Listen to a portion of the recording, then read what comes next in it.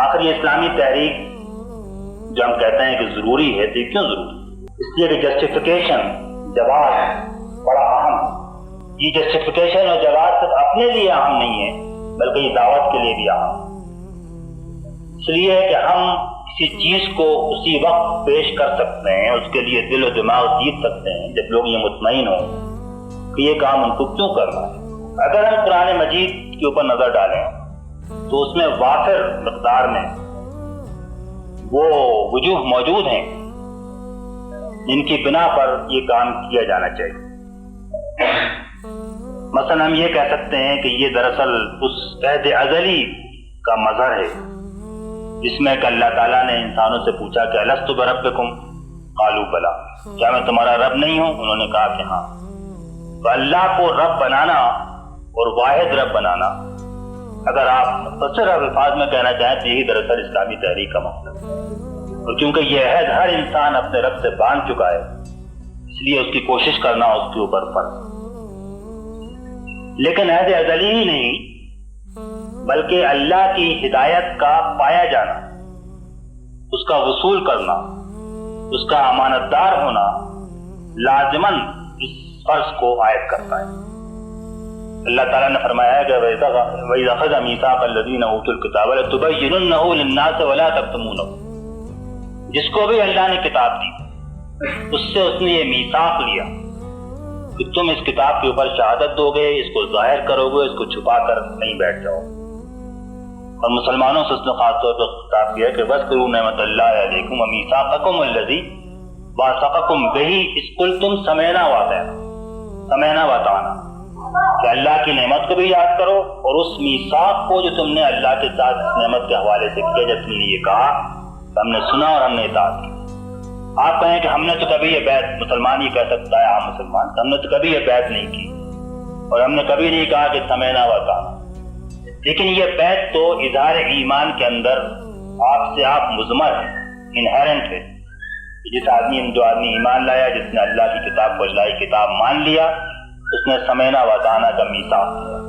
اور قرآن نے اسی میثاق کو یاد دلایا ہے کہ وَمِيثَاقَكُمُ الَّذِي وَاثَقَكُمْ بِهِ إِذْ قُلْتُمْ سَمِعْنَا وَأَطَعْنَا۔ تو جیسا میں نے کہا کہ اللہ تعالیٰ نے اس کام کو اپنے انبیاء کے اوپر فرض کیا اور اسی کام کے لیے ان کو بھیجا۔ اب اگر ہم اس بات کے اوپر یقین اور ایمان رکھتے ہیں کہ نبوت اور رسالت کا سلسلہ ختم ہو چکا ہے، تو ظاہر ہے کہ ہم سب کا یہ ایمان ہے کہ سلسلہ ختم ہو چکا ہے۔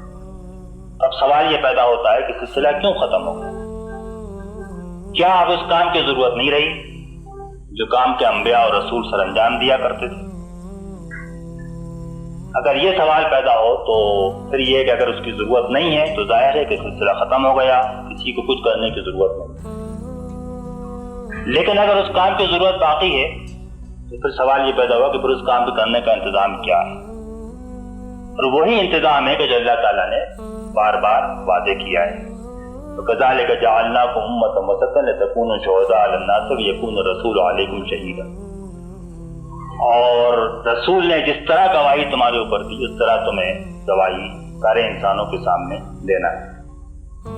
تو ختم نبوت کا عقیدہ کوئی جامد عقیدہ نہیں ہے کہ بس رسالت کا سلسلہ ختم ہو گیا، بلکہ ختم نبوت کو ماننے کے معنی یہ ہے کہ ہم اپنے سر کے اوپر ایک بڑی متحرک قسم کی ذمہ داری لے رہے ہیں اس امت کے سر پر ہمیشہ کے لیے۔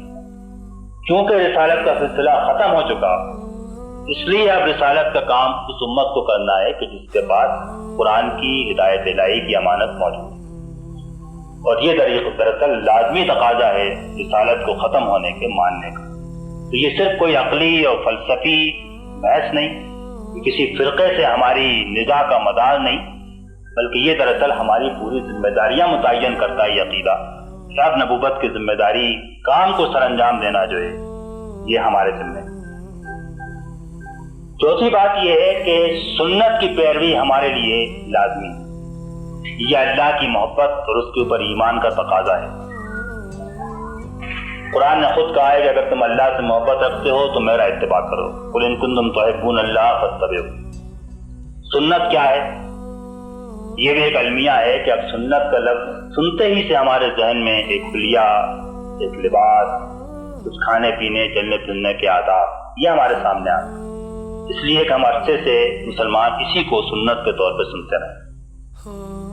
میرے کہنے کا مقصد یہ نہیں کہ سنت نہیں ہے، یہ سنت ہے، اور اہم سنت ہے کہ آدمی ہر چیز میں اللہ کے رسول کی پیروی کرے، اور جیسا ہم آگے چل کر دیکھیں گے کہ رسول کی محبت اور اتباع کا یہ لازمی تقاضا ہے کہ آدمی اٹھے اور بیٹھے اور چلے اور اترے اور اپنی فیشن بھی وہی بنائے جو فیشن کے اللہ کے رسول کو محبوب۔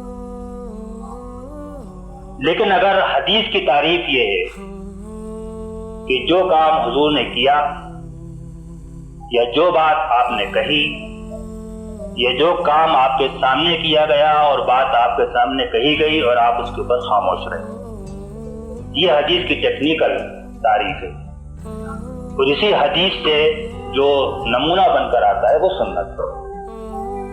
اگر ہم غار حرا سے لے کر اور حضرت عائشہ کے حجرے میں جب حضور نے اپنی آخری سانس لی، حضور کی زندگی پر غور کریں کہ آپ نے کیا کیا اور کیا کہا اور آپ کے ساتھی کیا کرتے رہے اور کیا کہتے رہے جس کو آپ نے منظور کیا، قبول کیا، اپروو کیا، تو ہمارے سامنے سنت کی کیا تصویر بنتی؟ وہ تصویر یہ بنتی ہے کہ آپ ہر لمحے دعوت اور جہاد کے کام میں مصروف ہیں۔ مکے کی گلیاں ہوں، طائف کی وادی ہو، احد اور بدر کا میدان ہو، مدینے کی مسجد نبوی ہو، ہر جگہ آپ تعلیم، تزکیہ، دعوت، یہ آپ کی سب سے بڑی سنت ہے۔ اور جو آدمی اس سنت سے اعراض کر کے چھوٹی چھوٹی سنتوں کی پیروی کرتا ہے، دراصل وہ آپ کی اصل سنت کو بھول گیا ہے۔ سب سے بڑی سنت جو ہے اس امت کے لیے قابل اتباع، وہ دراصل یہی دعوت اور جہاد اور تعلیم و تزکیے کی سنت ہے۔